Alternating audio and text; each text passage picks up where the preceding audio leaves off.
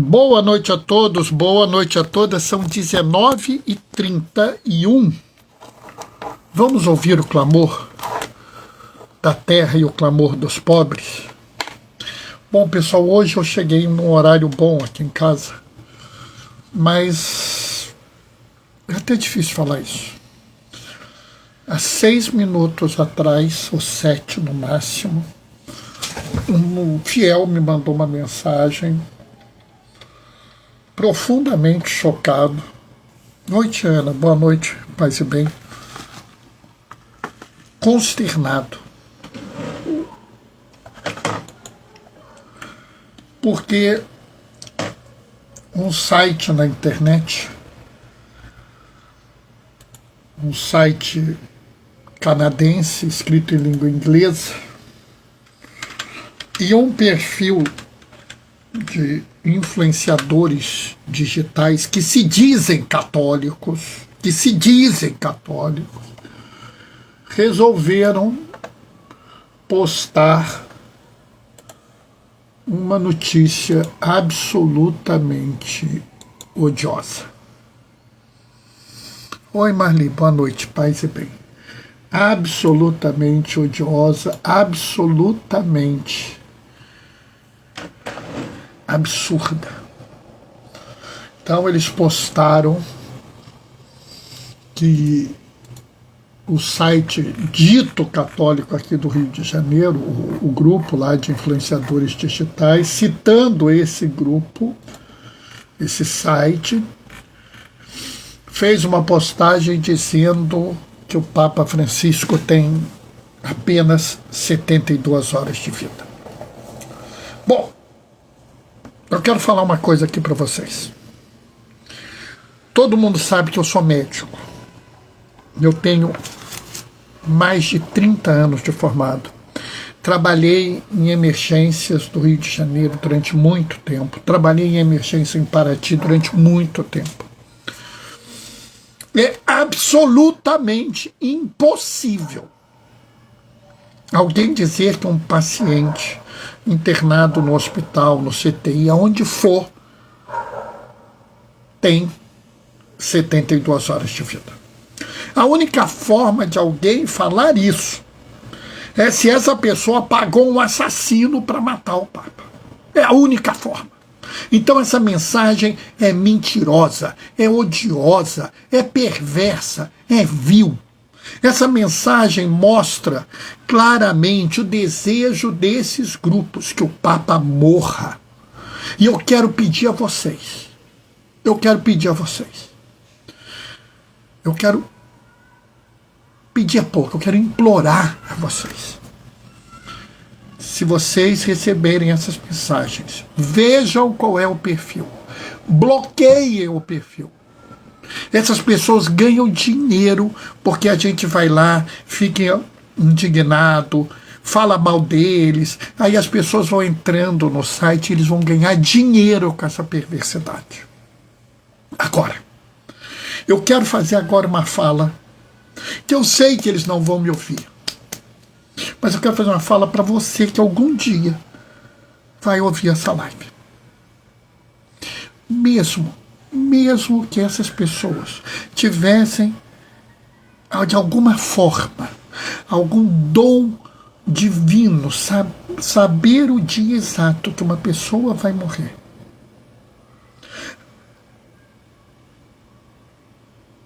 e no caso, o dia exato que o Papa vai morrer, elas nunca poderiam colocar isso numa mensagem. Nunca poderiam fazer uma notícia como isso. Porque isso é naufrágio da fé. Sabe, eu fico pensando o grau de iniquidade dessas pessoas. Porque quem está falando para vocês é uma pessoa que assistiu à morte de várias e várias pessoas na vida. Eu sou uma pessoa que eu atendi pessoas que eu sabia que estavam morrendo. Ou seja, aqui é claro que eu estou emocionado por revolta, Mas eu não estou falando de uma opinião. A única coisa que um seguidor de Jesus, alguém que se diga cristão, pode fazer frente à morte de uma pessoa não é alardear na internet. Porque isso só causa dor e desespero aos outros. Se você tem ciência que uma pessoa vai morrer, o que você deve fazer é trazer os entes próximos para perto dessa pessoa para que se despeçam. Sabe, eu me lembro, uns anos atrás, quando o tio Bernardo morreu, eu tinha certeza que ele ia morrer naquela noite. E porque eu tinha certeza que ele ia morrer naquela noite, eu fui para a casa dele, fiquei com ele e tia Lúcia, aquela noite. Tia Lúcia, a mulher que ele amava. E eu, por algum motivo, talvez por ter sido o primeiro sobrinho dele, ele tinha um especial afeto. Então nós garantimos que ele tivesse nós dois ao lado. Eu não fiquei ligando para as pessoas dizendo: tio Bernardo vai morrer, hein? Tio Bernardo vai morrer, hein? Porque isso não é papel de cristão. Cristão não se alegra com a morte dos outros. Cristão não quer divulgar a morte dos outros com antecedência para dizer que fez um furo ou para causar impacto. Ah, Bernardo, mas ele pode estar pedindo oração. Para quê? Se ele já tem certeza absoluta que a pessoa vai morrer, ele não precisa disso. Se ele ama muito aquela pessoa, faz um gesto para ganhar uma indulgência plenária e quando a pessoa morrer oferece. Pronto, acabou. Não há nada de bom, de puro, de decente nesse post. E eu peço a vocês de novo, se vocês receberem esse post, vejam qual é o perfil, vejam qual é o site, bloqueiem os dois. Se alguém mandou para vocês, diga: não faça isso. E se a pessoa não se corrigir, bloqueie essa pessoa, porque ela está em caminho de destruição, em caminho de naufrágio da fé, em caminho de apostasia. Não é alguém para vocês seguirem. Eu acho que eu nunca falei nada tão duro na live. Desde 2020 até hoje, eu acho que eu nunca falei nada tão duro, mas é absolutamente revoltante. Peço desculpa a vocês, mas eu não podia me calar frente a tamanho mal. Vou agora fazer a leitura do Evangelho. Espero que ele acalme a nossa alma. O Senhor esteja convosco, Ele está no meio de nós. Proclamação do Evangelho de Jesus Cristo, segundo Marcos. Naquele tempo, descendo Jesus do monte, com Pedro, Tiago e João, chegando perto dos outros discípulos, viram que estavam rodeados por uma grande multidão. Alguns mestres da lei estavam discutindo com eles. Logo que a multidão viu Jesus, ficou surpresa e correu para saudá-lo. Jesus perguntou aos discípulos: o que discutis com eles? Alguém da multidão respondeu: Mestre, eu trouxe a ti meu filho, que tem um espírito mudo. Cada vez que o espírito ataca, joga-o no chão, ele começa a espumar, ranger os dentes e fica completamente rijo. Eu pedi a teus discípulos que expulsassem o espírito, mas eles não conseguiram. Jesus disse: geração incrédula, até quando estarei convosco? Até quando terei de suportar-vos? Trazei-me aqui um menino. E levaram-lhe o menino. Quando o espírito viu Jesus, sacudiu violentamente o menino, que caiu no chão, começou a rolar e espumar pela boca. Jesus perguntou ao pai: desde quando ele está assim? O pai respondeu: desde criança. Muitas vezes o espírito já o lançou no fogo e na água para matá-lo. Se podes fazer alguma coisa, tem piedade de nós e ajudai-nos. Jesus disse: se podes, tudo é possível para quem tem fé.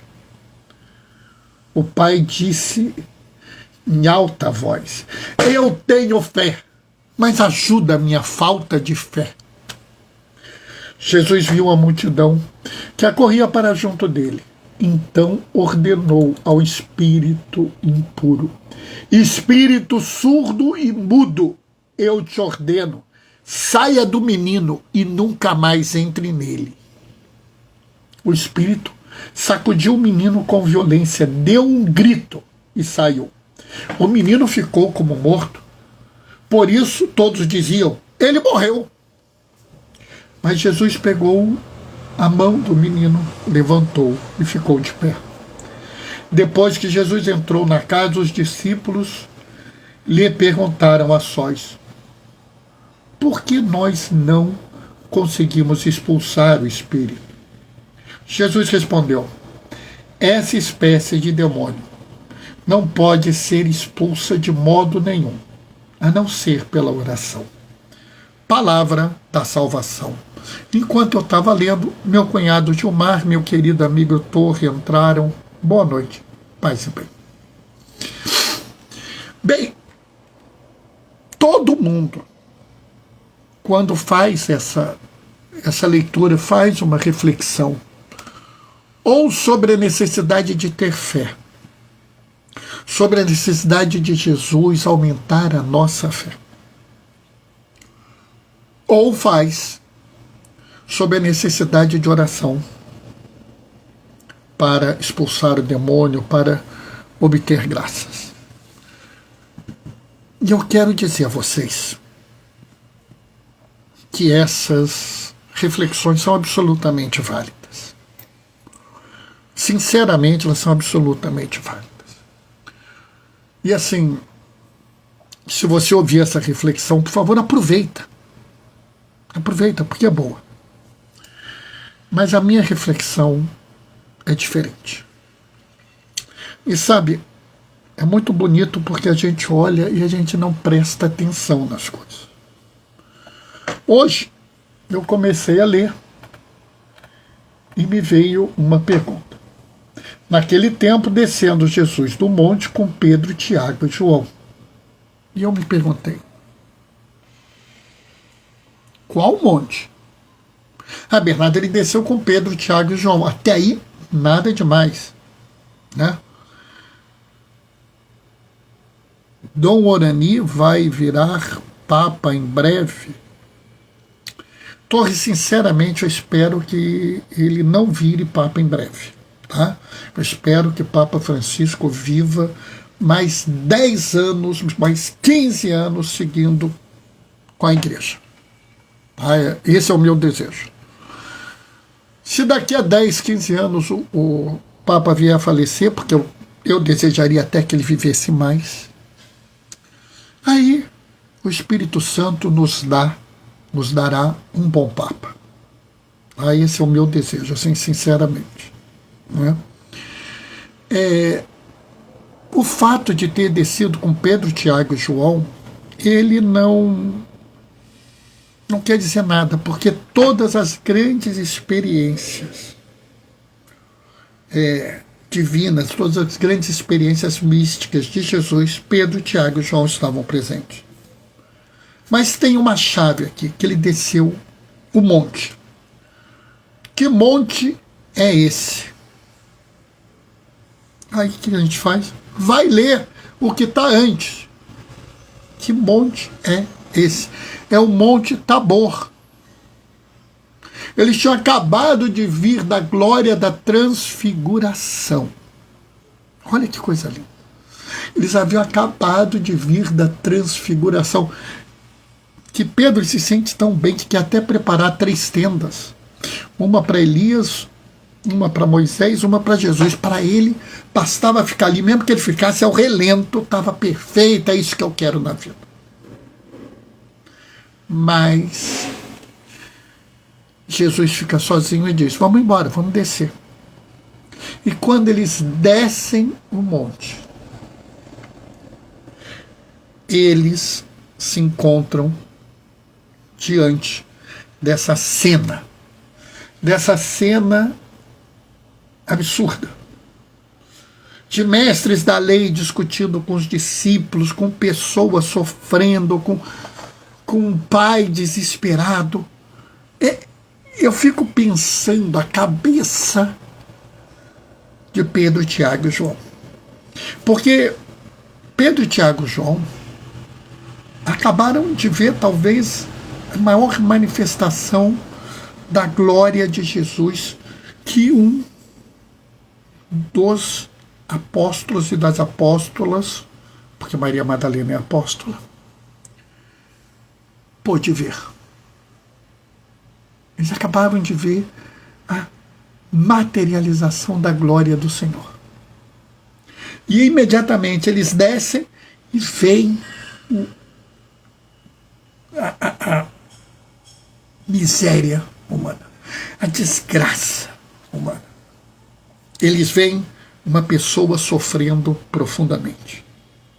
Um jovem, eu sei, se você é médico, você vai dizer, ele tinha uma síndrome epilética grave. Sim, mas a cabeça do povo da época era tomado por um demônio. Um pai desesperado pela cura. Um grupo de religiosos se esforçando para acudir o doente, para consolar o pai. E um grupo de religiosos presos a uma visão antiga da fé, querendo tumultuar tudo. Sabe, eu fiz essa reflexão hoje de tarde. E assim, quando eu me deparo poucos minutos antes com o post que eu já falei no início, eu vejo que esse retrato é o retrato perfeito do que nós estamos vivendo nesse momento.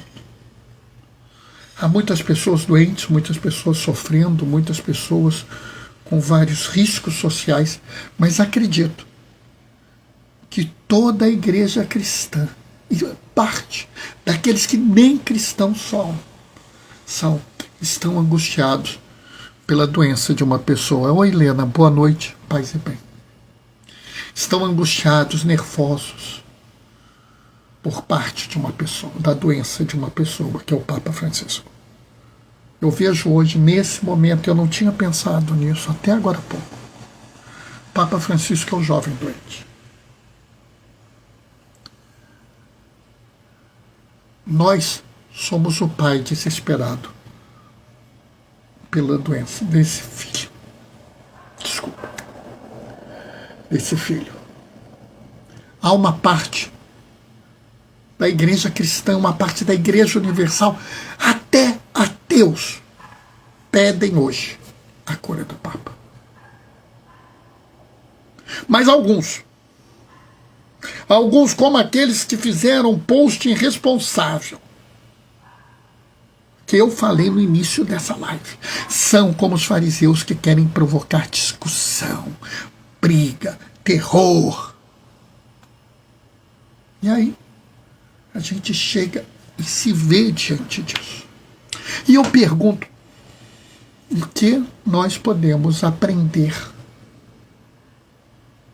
dessa passagem para hoje, dia 24 de fevereiro de 2025? Nós precisamos descer do monte. A coisa mais maravilhosa do mundo é o Monte Tabor. Sinceramente, a vivência da fé cristã, a vivência real da fé cristã é muito maravilhosa. Você saber que é amado por um Deus pleno de amor e de misericórdia, disposto a colocar tudo para te salvar. Aquele que te perdoa de todos os teus pecados, porque você pede. Aquele que não te pune como as suas faltas merece, como diz o salmo de ontem. É algo que deveria nos confortar, num nível assim que só uma doença pode nos tirar a felicidade. Na minha vida eu já enfrentei situações muito duras e principalmente depois da minha ordenação, muitos falam assim: Bernardo, apesar de todo esse horror, você está bem. E eu falo assim: é a graça do Estado. É a graça do Estado que eu recebi quando eu fui ordenado diácono. Mas, com o tempo, eu refleti que não é isso.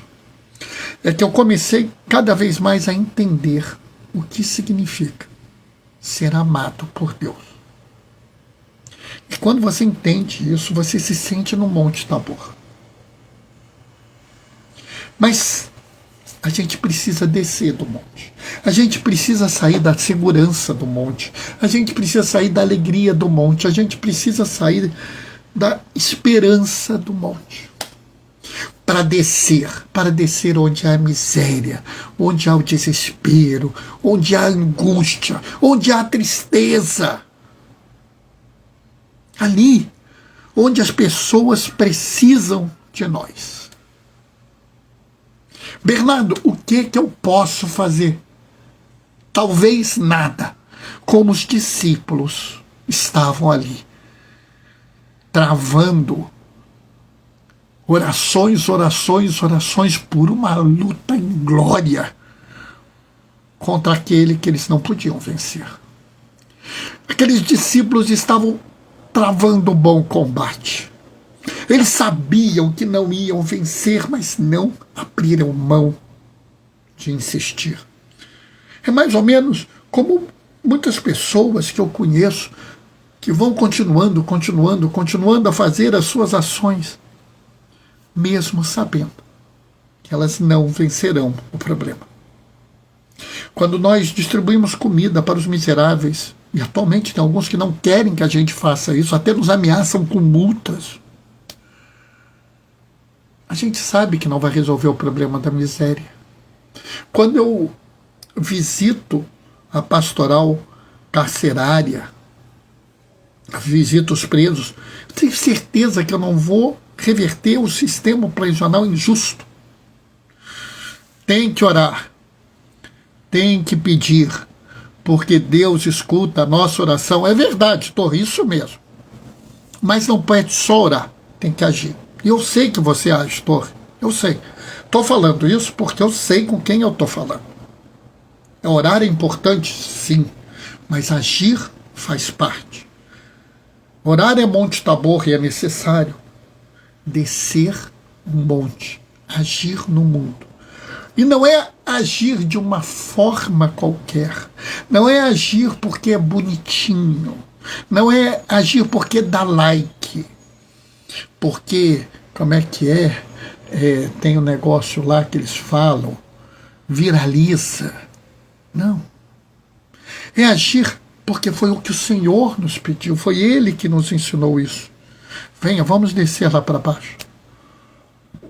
Pois é lá que nós vamos mostrar ao mundo quem é Jesus de Nazaré. Quem é aquele que veio para nos salvar. E nos salva por amor, nos salva por misericórdia. Nos salva de forma absolutamente gratuita. Nada fazemos para merecer a salvação, mas Ele nos dá a si mesmo. Por isso, nós devemos retribuir com ações concretas de perdão, de amor, de misericórdia, de acolhimento de todas as pessoas que pudermos encontrar no caminho. E mais, não é para a gente ficar parado no Monte Tabor, é a gente ir ao encontro dessas pessoas. E isso pode ser feito das mais diferentes formas possíveis. Não existe uma forma perfeita de fazer isso. Mas acredito também que não haja uma forma absolutamente imperfeita de fazê-lo. Algo que fosse absolutamente imperfeito seria errado.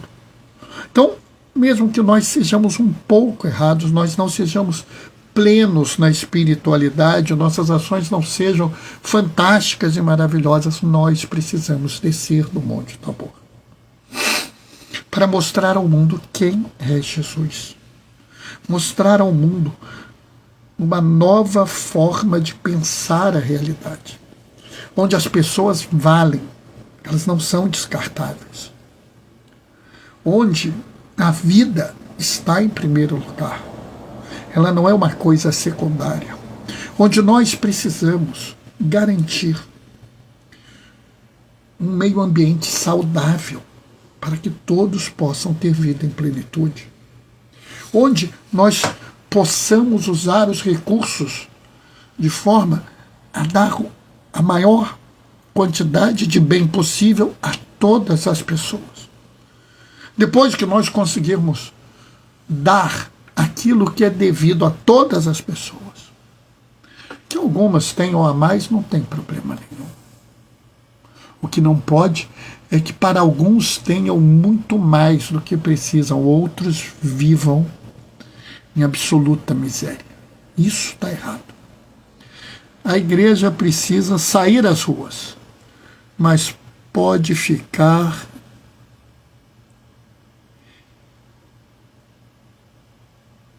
não pode ficar intocada com vergonha. Perfeito, é isso mesmo. É isso. Se ela fica lá dentro dela, ela está no Monte Tabor. É cômodo, é agradável. A gente tem que sair na rua. Ah, Bernardo, mas a gente pode fracassar. Que fracassemos.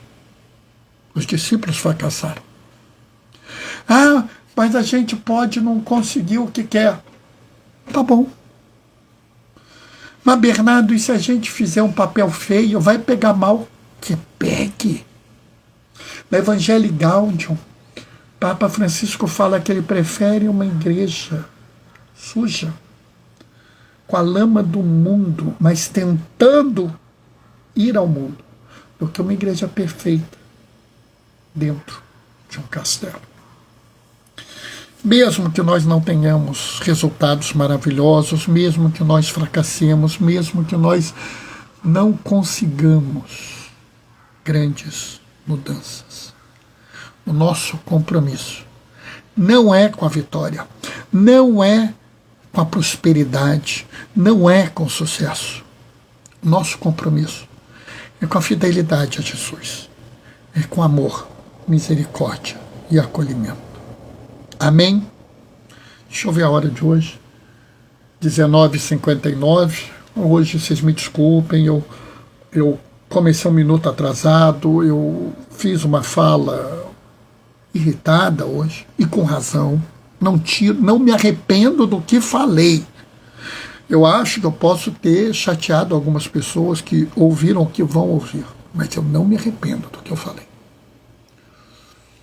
Esse site canadense, que se diz católico, conservador, pró-vida, e esse perfil que é daqui do Rio, que se diz tradicionalista, conservador, que defende a tradição da igreja, cometeram um pecado terrível. Eu não vou dizer o nome, porque eu não quero dar engajamento para eles.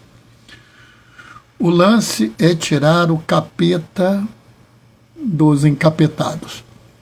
Nesse caso, é quase isso mesmo. Então, por favor, se vocês receberem alguma coisa desses dois perfis, que disseram que o Papa Francisco tem mais 72 horas de vida, bloqueiem os perfis. Alertem as pessoas que dividirem isso com você e peçam que elas não façam isso. Se elas insistirem, bloqueiem elas. Essas pessoas não fazem um papel para a igreja. Tá? E assim, eu posso garantir para vocês, para a tristeza dessas pessoas, as notícias são que o Papa teve uma melhora clínica. Os exames dele deram melhora. Ah, Bernardo, ele já está melhorando, ele já está fora de risco? Não, mas ele está melhorando. O que essas pessoas falam é mentira, é perversidade, é iniquidade. E quem fala mentira está fazendo a obra do demônio. Eu vou me despedir agora deixando a minha bênção. A minha bênção. E vou aqui hoje, também pedir uma intercessão especial, não só para vocês, mas pelo Papa Francisco, né? Isso mesmo, ninguém pode dizer a hora da ida com precisão, só Deus. Mas eles disseram. Eles disseram. Depois, se você quiser, eu te mando o post, tá? Mas eu peço que você não divulgue para ninguém. Então eu vou pedir aqui, por intercessão do servo de Deus, Helder Câmara, por intercessão de Dom Oscar Romero, por intercessão de Paulo VI, por intercessão de São João 23, desça sobre vós e sobre o Papa Francisco a bênção do Deus Todo-Poderoso no amor, Ele que é Pai, Filho e Espírito Santo. Amanhã eu estou de plantão, a gente não se vê, então quarta-feira, 19h30, a gente se vê. Até lá. Beijos e bênçãos. Tchau, tchau, pessoal.